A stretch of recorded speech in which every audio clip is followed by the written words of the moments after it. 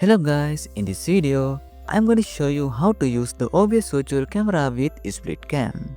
I already have both apps installed, so make sure you install OBS Studio and SplitCam before you start.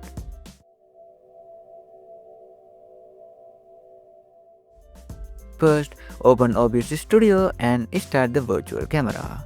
I got an error because there are no source, so I'm going to add a simple color source and then start the virtual camera again. After that, minimize OBS and open SplitCam. When SplitCam opens, you may see your default webcam already connected. If that happens, delete it.